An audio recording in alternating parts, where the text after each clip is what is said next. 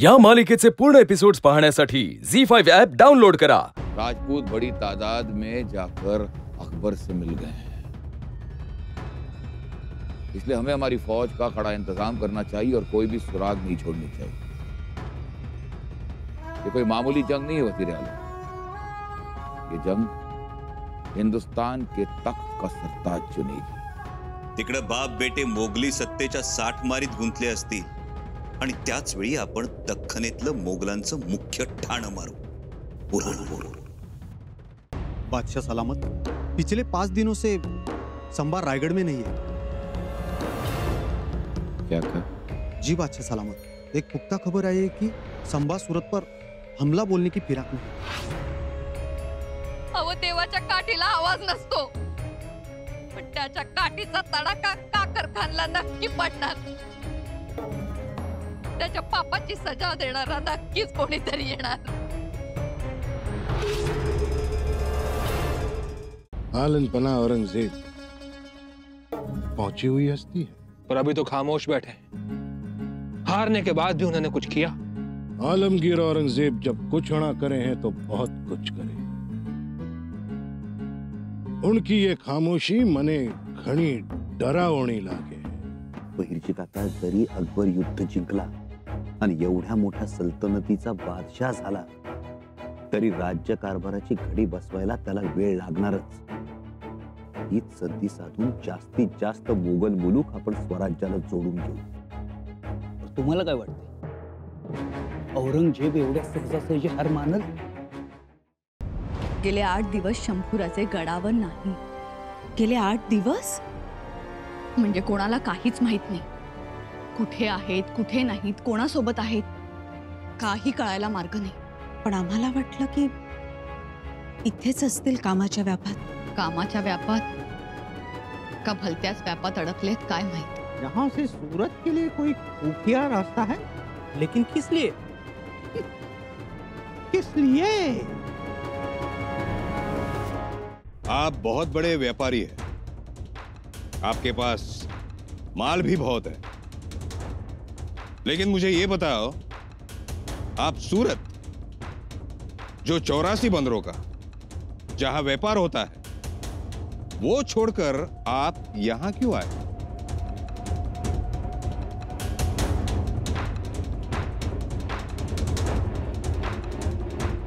जीनत, अब मुगलिया सल्तनत का खौफ चारों तरफ फैल गया है।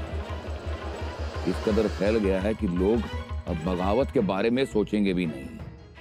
शहजादा अकबराचा पराभव झाला, तो पळून गेला, त्यामुळे आता औरंगजेबाचा चेवा अधिकच वाढलाय। त्याने देवळा मठ पाडून टाकण्याचा आदेश दिलाय। हिंदूंना कोणाकडे जायचं, त्यांना आता कोणीच तर आता उरला नाही।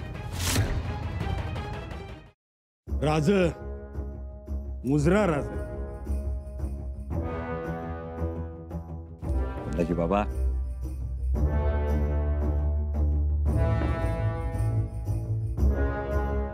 मुठभर मावळं गाठीला आणि सोन्याचं घुंगरू काठीला। काठीला आणि काठी बी कंची भगव्याची काठी। बरोबर, भगव्याची काठी। नाही सरनोबत राज लय दांडगी माणसं घेऊन बसलायस की मसलत खाण्यात। कुणाची 100 भरली म्हणायचं? कोंडाजी बाबा 100 आता भरल, त्यासाठी तर तुम्हाला बोलवलंय। राज कोंडाजीला निस्ता हुकूम सोडायचा। कोंडाजी बाबा, आबासाहेबांनी सुरतेवर छापा मारून औरंगजेबाच्या दाढीला हात घातला होता। भाईजी, आता आपण औरंगजेबाचं धोतरच फेडायचं। म्हणजे वस्त्रहरणच करायचं। लय दिवसांनी ना आम्ही संधी आल्या म्हणायचं की। राज निस्त सांगा कधी निघायचं आणि कुठं जायचं ते। या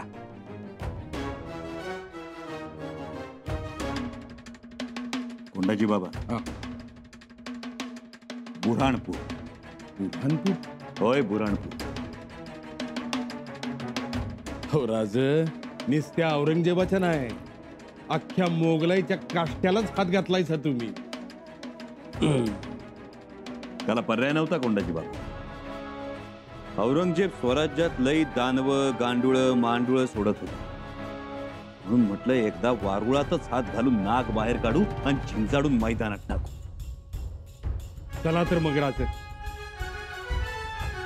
भिडू नडू आणि मातीतच गाडू.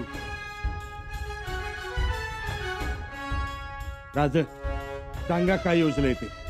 योजलं तर खूप काही आहे कोंडाजी बाबा, पण ते सिद्धीला जाणं तुमच्या पराक्रमावर अवलंबून. राज निस्ता आदेश करायचा तुम्ही. हे बुऱ्हाणपूर, आपण रायगड सोडताना फौजेच्या 3 तुकड्या असतील. पहिली तुकडी सुरतेच्या दिशेनं जाईल, तिचं नेतृत्व हंबीर मामा करतील. अंगाशी. दुसरी तुकडी धरणगावच्या रोखानं जाईल, तिचं नेतृत्व कोंडाजी बाबा करतील. वय राज. जर औरंगाबाद वरून बहादूर खान बुऱ्हाणपुराच्या मदतीसाठी निघाला तर त्याची वाट तुम्ही रोखाल. बहादूर खान. और तीसरी तुकड़ी?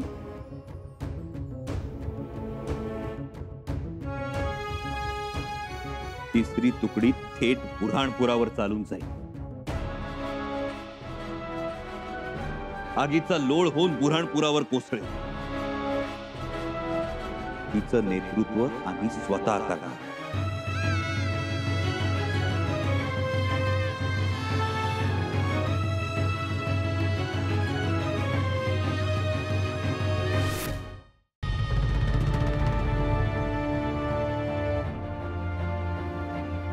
शंभू राज येत्याल, पण त्या अगोदरच हे बुऱ्हाणपूर आपण मारू. आणि ते येशीवर आल्या आल्या हे पेकाट मोडलेलं बुऱ्हाणपूर त्यांच्या पायावर वाहू.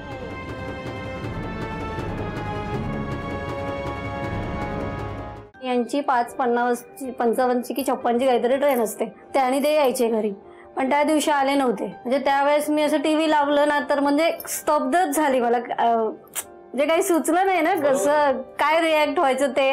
मग मी नंतर ऋषिकेश जोशी, शर्ट कसं आहे माझं? चांगला, उत्तम आहे. उत्तम आहे का नाही? उत्तम आहे. हा, पॅन्ट कशी आहे? अप्रतिम. चप्पल फर्स्ट क्लास. हा बोलायचं. हा, घड्याळ कसं बाय कोणी दिलं? तुमचंच आहे, चांगलंच आहे. हेअरस्टाईल कशी आहे? कडक.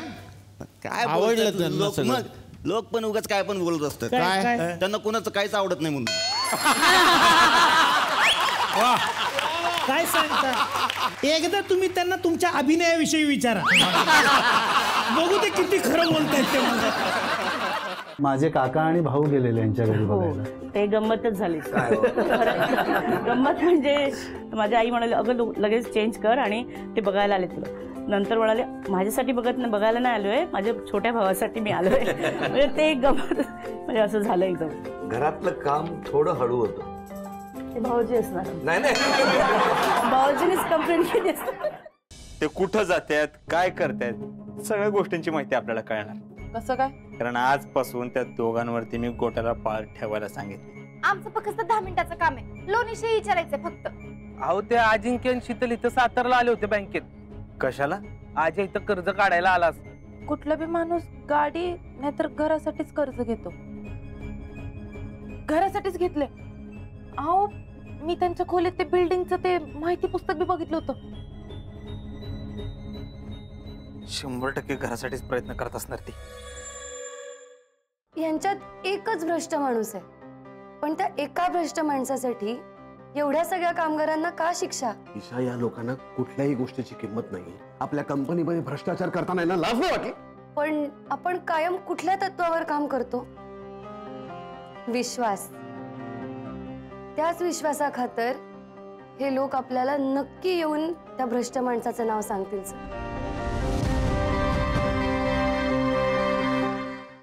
काल आला सगळा घोळ केला सा. आता असं चोरी केल्यासारखं तमाशाला गेल्यावर घोळ होणारच की. पहिलं रानात असं नव्हतं, पण लगीन झाल्यावर त्याच्या हातात बेड्या पडल्या. अंजली बहिणी जे सांगतायत ते सगळं तुम्ही ऐकताय. म्हणजे बायकोच्या मुठीत आहे राणा. समत्या गावाला धावतोच आता. अंजलीबाई सांगतात ते मी ऐकतो, म्हणजे मी काय बायकोचा गुलाम नाही. अंजलीबाई मी सांगाल ते ऐकतात. हे दौलत पाहिजे गावाला.